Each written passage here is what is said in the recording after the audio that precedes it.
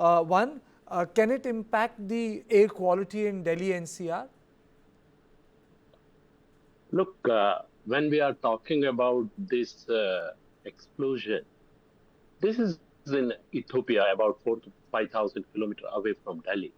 And second thing, which is very important, near surface and lower tropospheric winds from East Africa generally do not favor transport towards India. Whatsoever we are seeing, that's a transport at the stratospheric level, which is too high. So it will not make any direct impact on our air quality at the ground level air quality. And it's important for the aviation because they travel at that height, but at the ground level, it will make no impact. And if at all it makes due to sulfur dioxide, due to the secondary particulate formation, it is not immediate. It will be delayed impact. Can you explain what is a delayed impact, sir? What sulfur dioxide is there, so it makes the sulfates and it may develop some very fine aerosol particles. But that we have to see where it will settle and how the plume works and how the wind direction change. Now, IMD, as per IMD, it is moving towards China. And some particle will settle, but it will be very minor. How do you describe this volcanic eruption? I don't think we have seen such a big volcanic eruption in past. It's huge, no doubt about it. And so that's the reason why the plume is going up to 10 to 15 kilometers. So it is traveling on the higher level, what we call lower stratospheric level.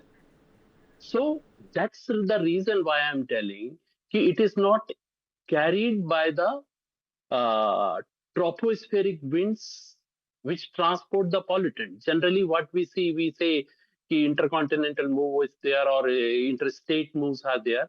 That will not happen. Whatsoever impact come will be due to the settling of the particles. So it is so high.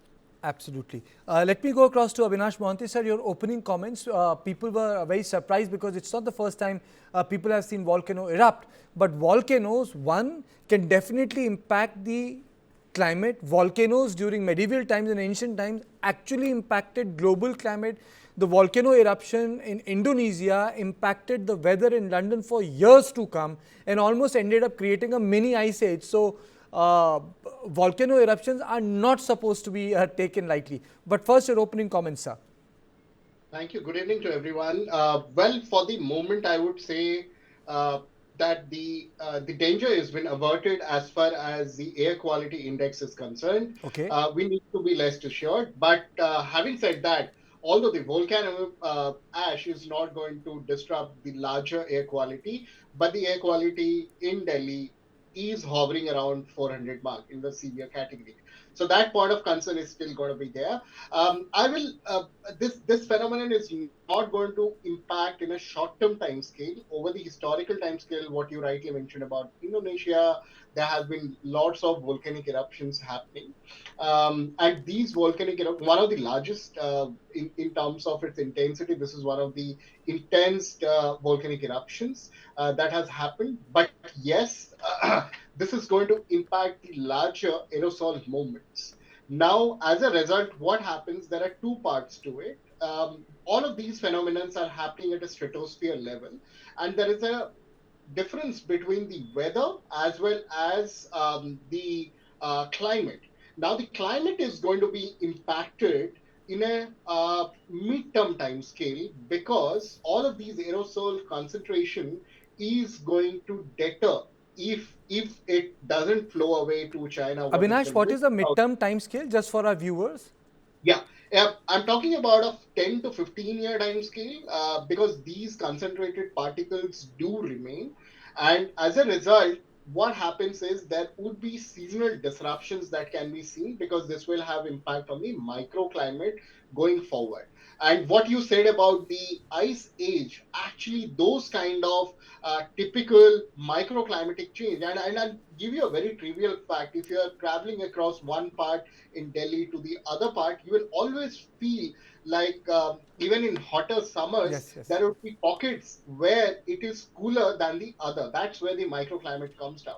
So these midterm changes with these aerosol movements are going to be seen. But yes, no, normally that's something which is being seen. But if we go by the science, we need to deep delve into what is the real climate impact and at what granular scale this is going to impact. B, there has been directives about few of the respiratory issues, so on and so forth. I'm not an epidemiologist, nor I'm a public health expert. I'm more from the climate side. So if those warnings are there, let's be more firm and certain about what is going to happen. You What know, I have a query for Dr. George. Dr. George, lot of volcanoes erupt in and around a ring of fire. This has happened in the Rift Valley area where two tectonic plates are moving apart. They are not colliding. So there is a significance, Dr. George, to this, and this eruption has taken place after 12,000 years. What is it telling us? That's a very geological thing. It's not my domain. I think it's not. I will not comment. Okay. Avinash, your comments on it?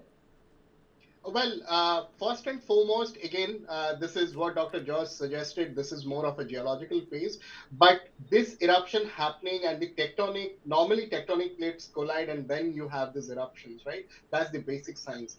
But if they are distancing and still you have got this, then the basic fundamental is there is a stress which is occurring on the land use land cover.